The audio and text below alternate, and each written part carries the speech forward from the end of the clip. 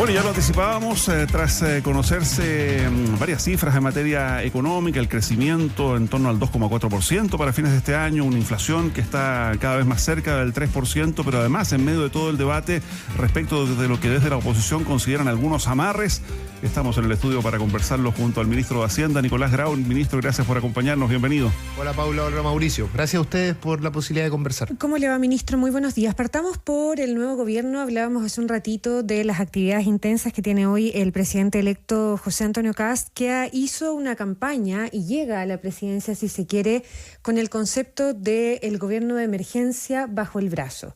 Y en ese concepto con dos prioridades fundamentales, que es la seguridad y la economía. ¿Tiene sentido, a la luz de las últimas cifras que se han conocido del Banco Central, por ejemplo, el último informe de política monetaria, el crecimiento y la inflación, seguir hablando de que Chile necesita un gobierno de emergencia en el área que usted representa? A ver, más allá de los adjetivos y digamos, el relato, ya que es legítimo que un nuevo gobierno busque su relato, yo diría que cuando apareció el último IPOM, este informe de política monetaria que hace el Banco Central, que hace una revisión general de la macroeconomía, yo vi que todos los analistas lo que planteaban, los titulares de los diarios, en fin, es que el nuevo gobierno iba a partir con una economía que estaba funcionando en buenos términos, en distintas dimensiones. Mauricio lo resumía muy bien. La inflación va a llegar al 3% el primer trimestre, algunos analistas piensan que esto va a ocurrir incluso en enero. El crecimiento lleva un par de años en torno al 2,5%. La inversión el 2025 va a crecer un 7%. Un poco menos se espera el 2026, pero se espera en torno a un 5% al 2026. Esto uno lo compara con la situación que nosotros tuvimos al inicio del gobierno, en que la inflación iba subiendo y llegó hasta el 14%, en que además, producto que la economía había estado sobrecalentada, todos sabían que no solo era inevitable que la economía se enfriara, sino que era lo que se requería hacer. Y por eso se subió la tasa de interés por parte del Banco Central, que fue lo correcto en ejercicio de su autonomía, y nosotros tuvimos que reducir el gasto fiscal en más de un 20% el primer año de gobierno, justamente para que la economía se normalizara, y de esa manera pudiéramos tener a futuro un crecimiento orgánico bien, digamos, sostenible en el tiempo. Entonces yo diría que cuando uno ve esas cifras, la economía está en una situación que sigue siendo desafiante. Yo creo que todavía tenemos que hacer más reformas como la que nosotros hicimos de permiso, reforma de pensiones, cabotaje, la Estrategia Nacional del Litio, distintas estrategias que nos van a permitir crecer más. Hay que continuar haciendo aquello porque crecer en torno a un 2,5% es algo que nos debe invitar a aumentar ese número. O sea, para un país que en algún momento creció por sobre el 6. Pero yo creo que uno ve los datos, uno ve ni siquiera el discurso del gobierno, sino que el discurso de los distintos analistas, de los medios de comunicación, respecto a la situación con la que va a partir el próximo gobierno en materia económica, y es indudable que es una situación mejor que la nuestra. Yo diría que en rigor, si hay alguien que enfrentó realmente una emergencia en materia económica, fue el segundo gobierno del presidente Piñera, en su segunda parte. Eso fue una emergencia económica, digamos, ya, pero en términos de campaña, sin lugar a dudas, y a nosotros nos tocó, yo diría, la última parte de eso. Ya, pero en el término que más se utilizó en campaña, ministro, ¿Chile se cae a pedazos? Bueno, yo creo que los datos dejan muy claro que eso no era así. De hecho, fíjense en cómo está la discusión ahora. ¿Se abusó del término? No, es que a mí no me gustaría hacer juicios o discutir adjetivos, discutir relatos, porque creo que no es lo que me corresponde. Pero lo que yo sí diría es que, así como hace algunas semanas se daban frases de esa naturaleza, lo que se está diciendo ahora es que la economía está partiendo bien, y más bien el debate que está existiendo es si eso es responsabilidad de la administración actual o de las expectativas respecto a la administración que viene. Yo creo que eso no le importa mucho a los chilenos, será un debate económico. Yo creo que, bueno, es más o menos claro que el crecimiento viene hace un tiempo, la inversión viene hace un tiempo, pero más allá de esa discusión, que no es tan relevante, es muy bueno que todos estemos de acuerdo que la economía está mejor ahora y que en buena hora el gobierno entrante tiene un punto de partida mucho más positivo del que tuvimos nosotros. Y en esa lógica se entiende que no se necesitaría en un país como Chile un shock económico. Un presidente que la semana pasada lo primero que hace es ir a visitar a Javier Milei, que sí impuso un choque económico en ese país con condiciones económicas muy distintas. ¿Qué significaría para Chile y la economía en Chile en este minuto que se avanzara efectivamente en un choque económico como el que ha planteado Jorge Quiroz y José Antonio Kast, con recortes de 100.000 millones de pesos que todavía no sabemos de dónde ni cómo, de dólares, perdón, que todavía no sabemos ni dónde ni cómo, más bien como una gestión hasta acá que no comienza evidentemente, pero marcada como por la incertidumbre, como que no se sabe cuál va a ser la bajada de esos titulares. Mire, yo no corresponde a mi juicio que yo empiece a hacer una evaluación de políticas económicas que todavía no se implementan y que en rigor todavía no conocemos. Tú, Paula, lo dices muy bien. Pues lo mismo, ministro. ¿Qué significaría para la economía, usted ministro de Hacienda hoy día, para la economía en Chile que se aplicaran políticas de shock? Es que la pregunta, insisto, Paula, tendría que ser cuáles son esas políticas. Si usted me dice un recorte de 6.000 millones de dólares, eso es algo que nadie, ningún analista, ninguna clasificadora de riesgo, nadie ha solicitado en el caso de Chile, porque Chile tiene una situación de estrechez fiscal. La tarea principal probablemente de la próxima administración, y esto está muy bien relatado en el texto, en el documento de la Comisión de Expertos de Reducción de Gastos y de Contención de Gastos, la tarea principal probablemente va a ser contener gastos, es decir, gastos que podrían crecer, buscar distintas estrategias para que ellos no crezcan. Y de esa manera, que a medida que la economía vaya creciendo y el gasto esté más contenido, entonces empecemos a tener un equilibrio en el balance. Esto ya lo hemos hecho como gobierno. Lo que pasa es que hay que continuar esa tarea. Fíjense que este año va a ser el año, el 2025, con el menor aumento de la deuda pública en más de una década. Y el gobierno del presidente Boric va a ser el gobierno que menos va a haber aumentado la deuda pública desde el primer gobierno de la presidenta Bachelet, en que, dicho sea de paso, prácticamente no se aumentó la deuda en ese gobierno. Entonces, esa tarea, la tarea asociada a la estrechez fiscal, es algo que hay que continuar. Pero hay que buscar continuarlo de una manera que sea acorde a la realidad de la economía chilena, sin hacer, digamos, sin darle mayores sobresaltos y mayores incertidumbres, y estoy seguro que poco a poco iremos conociendo cuáles son las políticas concretas que va a tener la siguiente administración en esa materia. Yo creo que todos, ya pasaron las elecciones, todos tenemos que ayudar a que nuestra economía no tenga sobresaltos y podamos ir teniendo, ojalá, mejoras sucesivas como las que tuvimos durante este gobierno. ¿Qué opinión tiene usted de José Luis Daza? Bueno, es un economista muy, muy, muy conocido que tiene una larga trayectoria en el sector privado. Mire, ojalá que el próximo gobierno, a nosotros no nos corresponde hacer juicios respecto a las siguientes autoridades, porque esa es una atribución del presidente electo, y creo que todos tenemos que ser muy, muy respetuosos, más allá de que, por supuesto, entre economistas todos tengamos opiniones y tengamos muchas veces opiniones positivas respecto a las distintas opciones. ¿Y la idea de fusionar ministerios? Economía, con minería, con energía. De nuevo, creo que eso son cosas que hay que evaluar en su propio mérito, y dependiendo de cuál es el plan asociado a aquello. Durante esta administración, sin ir más lejos, hubo un par de biministros por dos razones bien específicas, en un caso en la vocería y en otro caso en energía y economía. El mismo ministro de Economía hoy día. Y en ese caso, a mi juicio, la decisión que tomó el presidente fue acertada, y creo que el ministro lo ha hecho muy bien. Ministro Grau, ¿no le hace ruido? Hay muchos que han levantado ese lado de la situación en relación a José Luis Daza, que un ministro que hoy día es parte de una administración económica en un gobierno que además es de un país limítrofe, eventualmente pueda venir a trabajar a un mismo equipo económico del país vecino. O sea, él es funcionario hoy día del gobierno argentino y eventualmente podría pasar a ser funcionario en cosa de nada del gobierno chileno. Si asumiera, por ejemplo, el Ministerio de Minería, no sé, Argentina permanentemente tiene conversaciones con ese país en relación al gas, no sé, por poner algún ejemplo. ¿No le hace ruido? Es que creo que los ministros en ejercicio debemos ser muy cuidadosos de ese tipo de comentarios.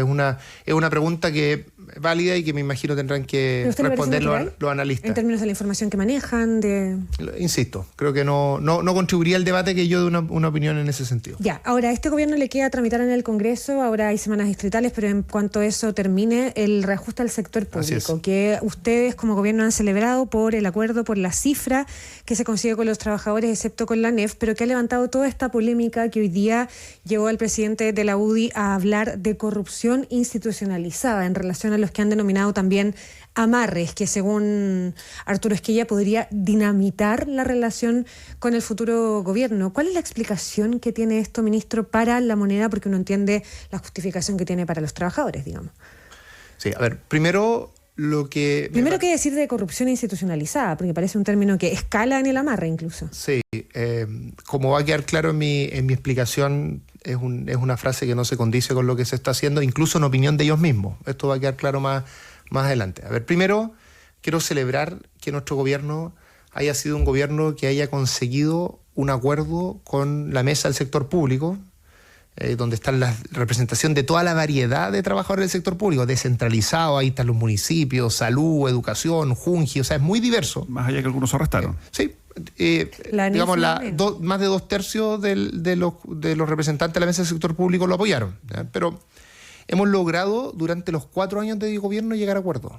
Y también logramos acuerdos en todas las negociaciones del salario mínimo. Esto es bien relevante porque uno de los atributos importantes de un gobierno y de un presidente en particular es tener gobernabilidad. Y hay distintas formas de obtener gobernabilidad. Y una de ellas es gobernabilidad sobre la base de acuerdos. Y nuestro gobierno ha logrado acuerdos importantes con el mundo social, como los que acabo de comentar. Ha logrado acuerdos importantes con el mundo empresarial, como el royalty.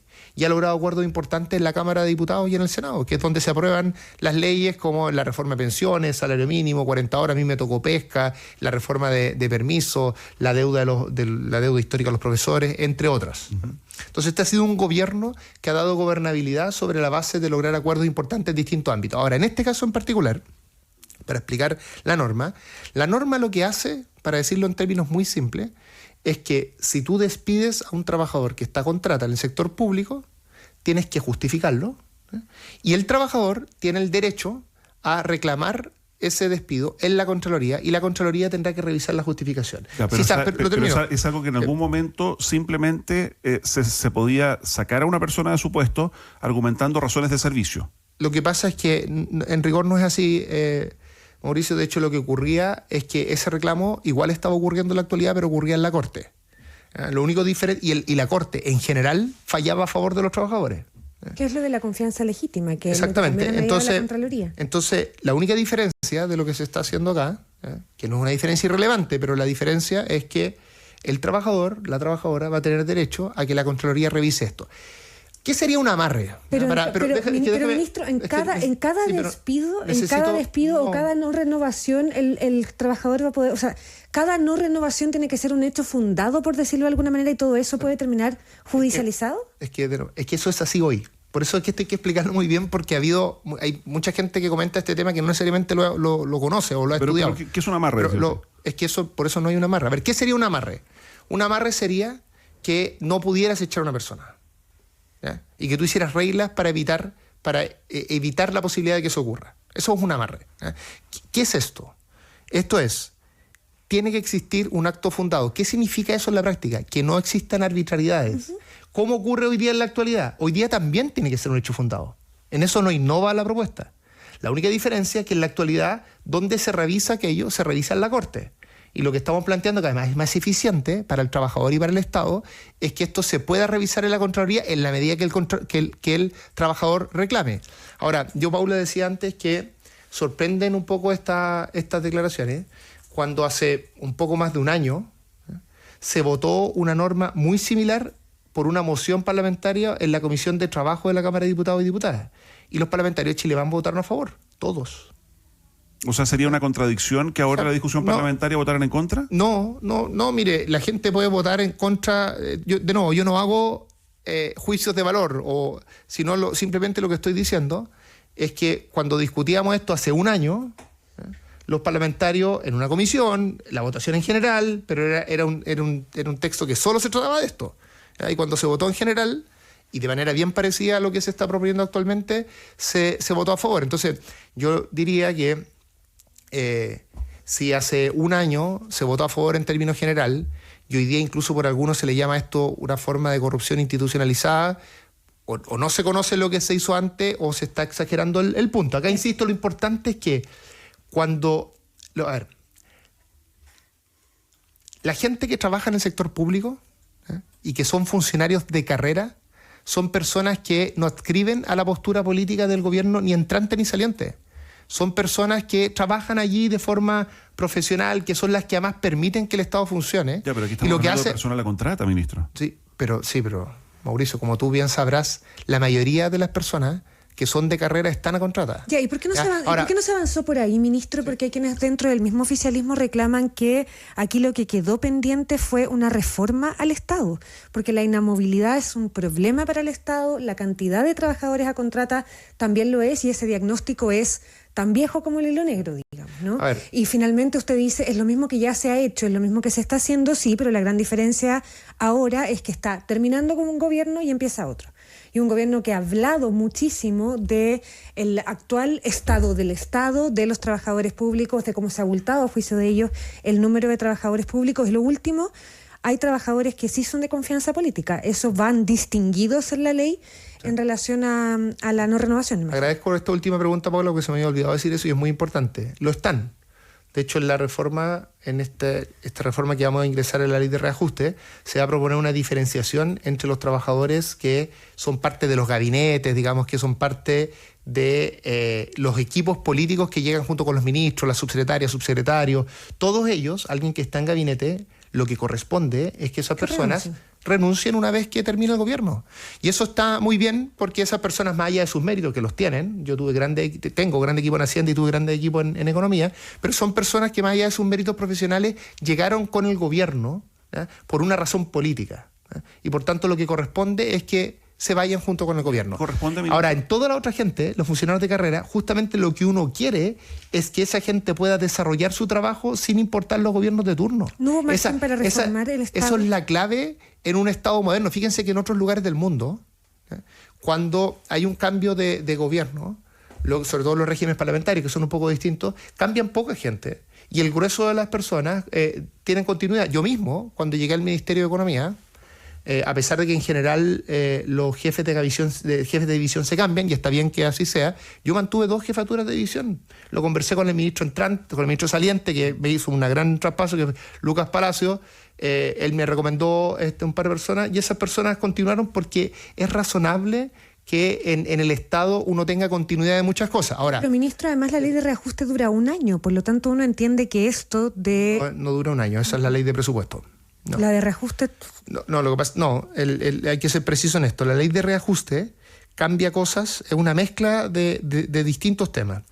Define un reajuste que es por 1 año, ¿ya?, pero hace una serie de cambios en la parte más miscelánea que pueden durar el tiempo que uno define en la ley. ¿Y cuánto dura esto de la no renovación como hecho fundado de los trabajadores públicos? Repito, en la actualidad, sin necesidad de este cambio legal, cuando se despide un trabajador tiene que ser un hecho fundado. Ya, pero eso ya existe. Pero el cambio legal, cambio legal que se propone, ¿cuál es la temporalidad?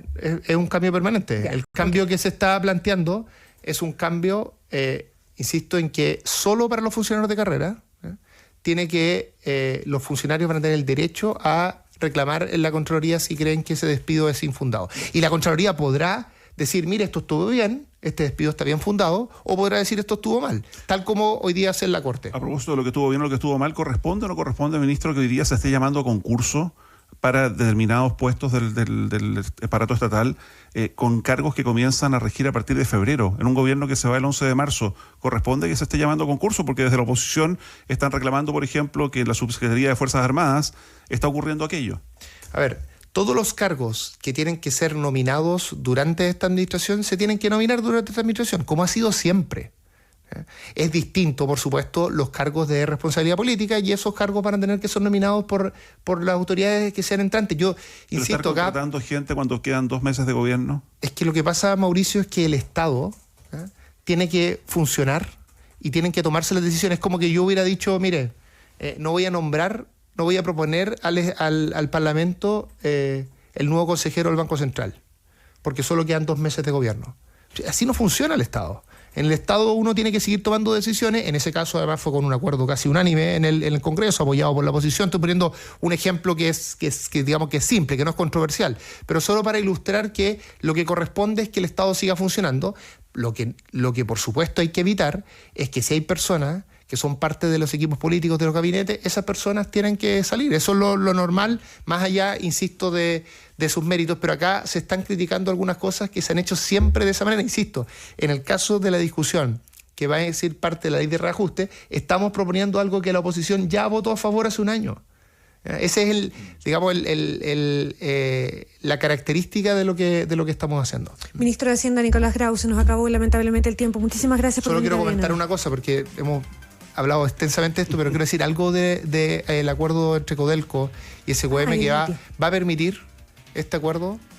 Es el acuerdo público-privado más importante en décadas. Va a permitir, junto con otras cosas, más que duplicar la producción de litio, va a permitir desarrollar nuevas tecnologías y va a hacer que Codelco, durante este gobierno, se transforme en no solo la empresa líder mundial en cobre, que ya lo es, sino que una de las empresas líderes mundiales en litio, justamente mostrando una de las realizaciones más importantes del gobierno del presidente Boric. Un alivio la resolución de la Contraloría, no solo lo que tiene que ver con la toma de razón, sino el argumento que expone el organismo de Bodo Tipere. Bueno, como todas las cosas que hace la Contraloría, su resolución es muy contundente. Revisó temas muy diversos y que haya determinado la toma de razón, que era el último trámite que faltaba. Esto tuvo más de 20 trámites en Chile y en el mundo. Probablemente es una de las operaciones más revisadas en nuestra historia, por justamente su relevancia, y nosotros estamos muy contentos por esta resolución, que además define un par de cosas que hay que hacer de aquí al 31 de diciembre, que por supuesto hay que hacerlas tal cual como señala el documento de la Contraloría. Ya, pues ministro Nicolás Grau, de nuevo muchas gracias por venir. Muchas gracias a usted, Mauricio. Gracias por venir. Buen día.